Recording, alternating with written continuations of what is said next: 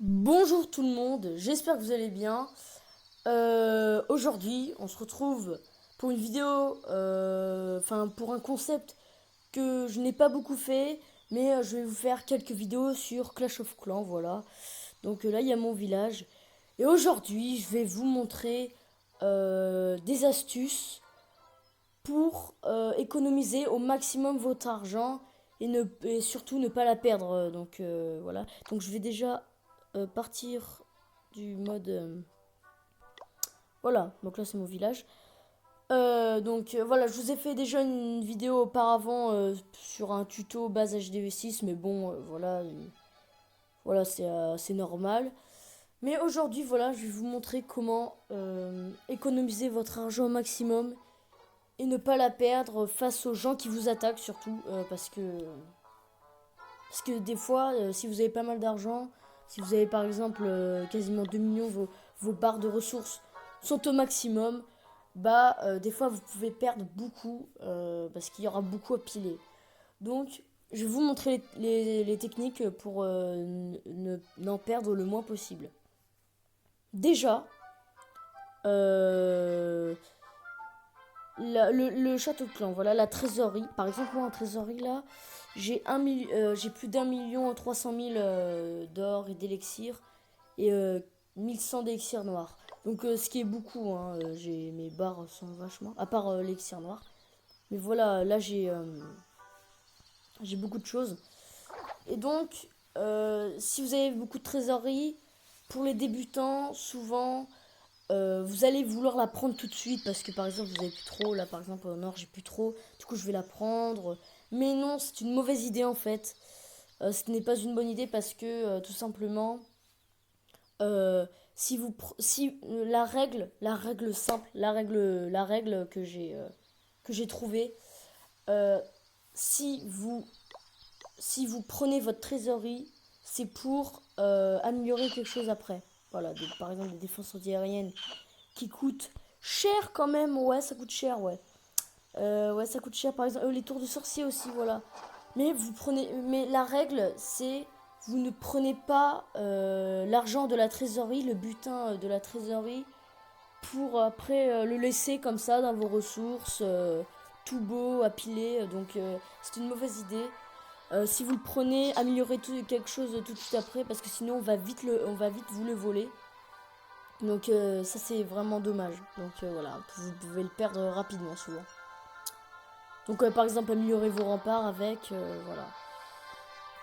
Aussi une deuxième technique mais assez simple, euh, ça se passe plutôt ici. Ici la charrette à butin, voilà. Ici, vous voyez qu'il y a des fois, quelques fois, là, il y a une charrette qui apparaît. Il y a une charrette qui apparaît comme ça, ici, à cet endroit, et qui vous donne pas énormément d'argent, mais ça passe, voilà, c'est toujours ça de prix, ça fait plaisir. Donc là, euh, aussi pareil, économisez-la, prenez-la quand vous en avez besoin et pas quand vous avez plein d'argent. Tiens, je vais prendre ça en plus parce que vous allez encore vous la faire piller. Voilà. Voilà. Et aussi, oui. Donc là, ça, économisez ça au maximum. Voilà, là, ça fait depuis longtemps que je l'économise. Vous pouvez le prendre tout de suite car il n'y a pas beaucoup de ressources. Aussi, si vous voulez vraiment économiser vos ressources, euh, vos réservoirs, vos réserves et vos réserves, et bah, surtout l'élixir noir parce qu'en HDV7, ça se cherche beaucoup pour avoir le roi des barbares. Moi je l'ai, mais bon, faut encore que je l'améliore, hein. Mettez vos réservoirs au centre. Par exemple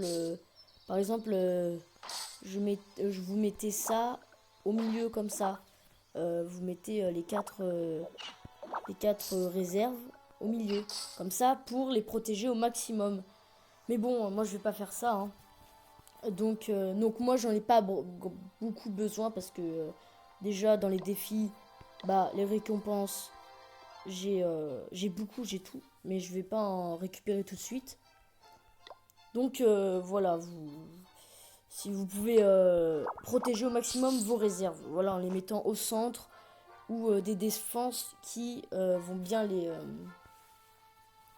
voilà, parce que si vous les mettez au milieu comme ça, pardon, si vous les mettez au milieu comme ça sera pour préserver les ressources et les trophées.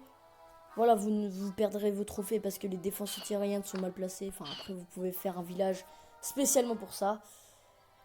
Et donc, voilà. Aussi, dernière petite chose, voilà, mais même si c'est un petit peu long ce que je raconte, mais dernière petite chose qui peut être vraiment très importante, si vous voulez économiser votre élixir, bon, l'élixir, ça pose pas de problème, par contre, je vais récupérer les ressources, voilà. L'élixir, ça ne pose pas vraiment de problème, mais c'est surtout l'or qui est le plus précieux. Mais l'élixir, si vous voulez l'économiser, vous devez former des troupes qui ne coûtent pas beaucoup d'élixir. Par exemple, les dragons, si vous formez une compo avec tous les dragons et des sorts de foudre, ça va vous coûter extrêmement cher. Tandis que si vous prenez une compo géant archer, ça va tout de suite vous coûter beaucoup moins cher. Pareil pour l'élixir noir. Moi, je prends ma compo. Ma compo, c'est pas ça. C'est plutôt celle-là. Le bouclier humain version HDV7. Voilà. Donc, les géants sorciers. Avec une guérisseuse et des archers. Voilà, c'est une compo qui marche très bien. Je vous invite à la faire. Et voilà. Prenez des petites. Parce que moi, mon armée, elle coûte très cher. Elle coûte, avec tous les sorts, elle coûte 113 000 élixirs. Ce qui est énorme. Si vous prenez une compo par exemple de tout archer, voilà, archer géant, ça vous coûte que 40 000. Donc si vous voulez économiser votre élixir, je vous invite grandement à faire ça. En tout cas, voilà, c'était les petites astuces que je vous disais, voilà, que je vous apprenais. Pour les débutants, bien sûr, parce que je pense que les expérimentés, vous connaissez, enfin, vous n'avez pas besoin, hein, vous vous débrouillez tout seul, hein. Enfin voilà, donc voilà, c'était les petites techniques. J'espère que cette vidéo vous aura plu. Petite vidéo calme, voilà, comparée aux autres. Sinon, moi je vous dis à la prochaine. Bye!